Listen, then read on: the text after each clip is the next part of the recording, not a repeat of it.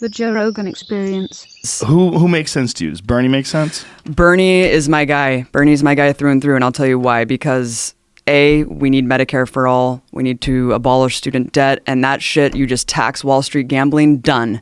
Medicare for all, cut the military budget, done. I don't want to live in a country where people are rationing insulin. I don't want to live in a country where half of the GoFundMe campaigns are because people are going to die if they don't get donations for healthcare. What is wrong with this country?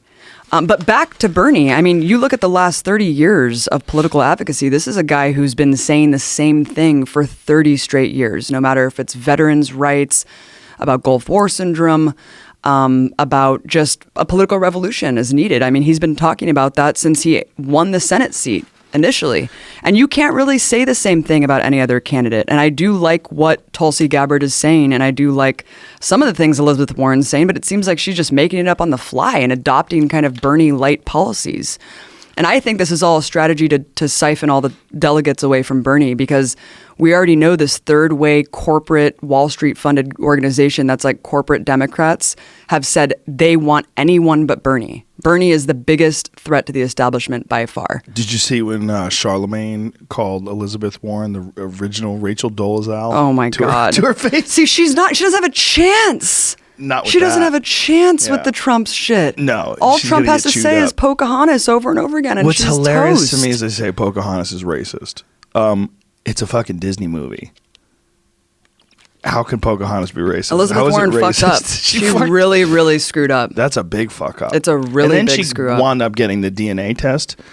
I am 200 times more African than she is Native American. I'm 1.6% The ego of African. these people, man. The ego of these people.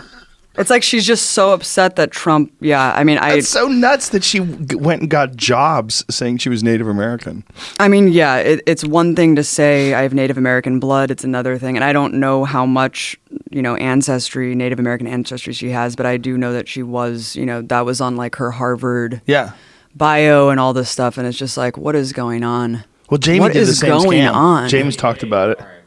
He did. Jamie, get I'm done. I didn't he get jobs did off on of here. it. I He didn't did go to the same Harvard. scam. He got into school. Ohio State. You're a professor. He got into Ohio State. But he thought he was. A lot of people thought he was. My wife thought she was. My wife thought she was part Native American until she got her DNA done. She's like, fucking bunch of fucking liars.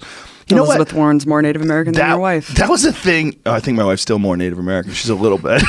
But that was a thing where people were like, they wanted it to be spiritual. They would say they were part Native American. They wanted to be extra cool. Well, I have Native American blood. Oh, I smell when wolves are coming. Like you can put your ear to the Right. ground. You know when it's going to rain. They felt like they were more connected to nature.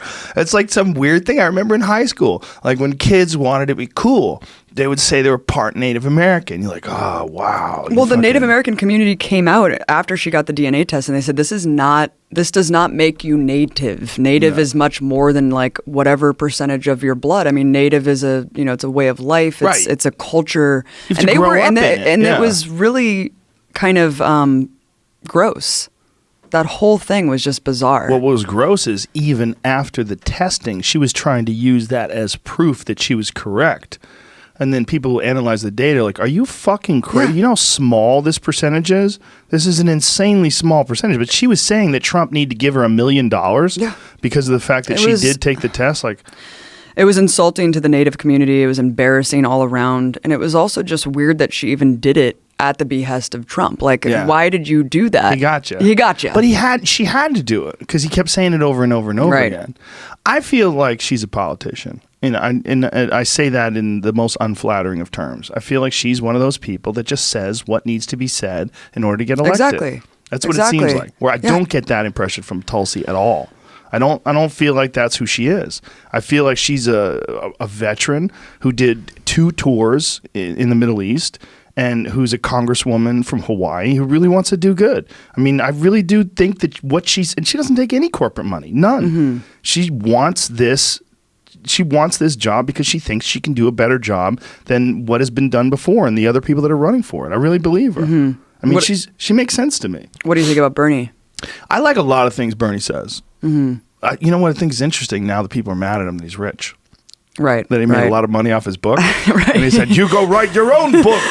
Make your own money. It's like, I mean, and there's a lot of, criticisms that people lobby against him. What I like about him socially is that what he is standing for is the downtrodden. He's standing for the people that don't catch a good break. When he starts talking about things like income inequality, all these things, I'm like, okay, I understand what you're doing and why you're saying it, but what is the cause of income inequality? Like, that's what we need to find out. We need to find out what's the cause. Like, why are these poor communities the way they are? And that needs to be helped. That needs to be fixed. There's so much that can be done that's not being done. And at least he seems to be calling out to the people that are ignored, that aren't being served by Wall Street. Right. I mean, a big problem is when automation happened, wages stopped going up with inflation, and then credit subsidized all of the wages. And that's why people are just indebted to credit card companies. We're, up to our ears in debt. And he does talk about that, and he talks about the solutions to that. But you're totally right. I mean, what other candidate of these 25 people are discussing things that are going to reach like a populist, have a populist message are reaching people. Andrew Yang is. I like what Andrew Yang is saying, and he again, like Tulsi, does not seem like a politician. I believe him. He's an entrepreneur and a businessman, and he's warning everyone. He's like the fucking Paul Revere of automation. He's like, look, artificial intelligence is coming, and you're going to be out of jobs. Right. The fucking half the country is going to be out of jobs, and we can actually figure out a way to get through this. And there's a bridge that we can make. And through this universal basic income, you can develop a bridge where you can give people their basic needs: food, water, shelter. Give them food. Like, make sure that no one's starving. That even though people are out of jobs, make sure that their needs are met, so then they can go and find a way through this mess, and then figure out a way to contribute and make an income and make a living and adjust.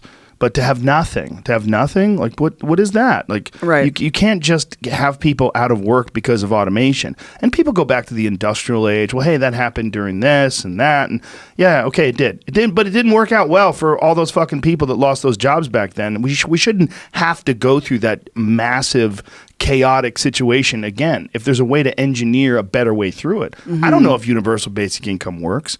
I've talked to a lot of people that think like Naval, he was on my podcast recently, and his perspective is it doesn't give people meaning, and it's not a good idea, because you need a life. If you want people to be happy and you want to be able to do something, they need to have meaning in their time and what they do. Just to give people money is not going to make people happy. Yeah, I think it's a Band-Aid. Yeah, I think it's a Band-Aid. I agree with the concept that Yang proposes about UBI, but yeah, I think that if we give people like healthcare and have their basic needs met, then that it's going to give them the ability to maneuver to find their passion and to be able to have that space where they can fulfill their lives. Yes, and I think there's a way to do both. There's a way to find meaning and have your needs kept. I mean, the idea is that it's. I don't think that people should get free money to the point where they could live a full, rich life and go on vacations and have a nice car and a nice house and never have to work again. It doesn't make any sense. You should contribute, right? Everyone should contribute.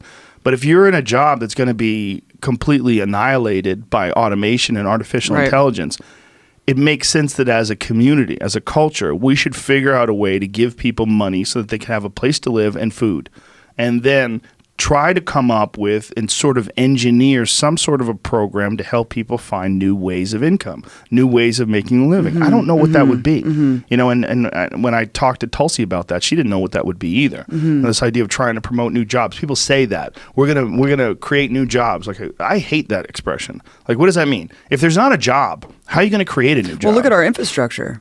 I mean, goddamn. Fix all that, I mean, right? good God. We've been giving an F like every year by the Army Corps of Engineers saying, shit's falling apart, dude. Yeah. I mean, look at the New Deal. Look at what FDR did. And that's what Bernie keeps saying. He's like, I'm literally instating an economic bill of rights that FDR did 100 years ago. Yeah. Why am I considered a radical extremist when I'm just trying to give people basic economic rights and trying to propose jobs to rebuild this country? Yeah. What happened to that promise that Trump levied?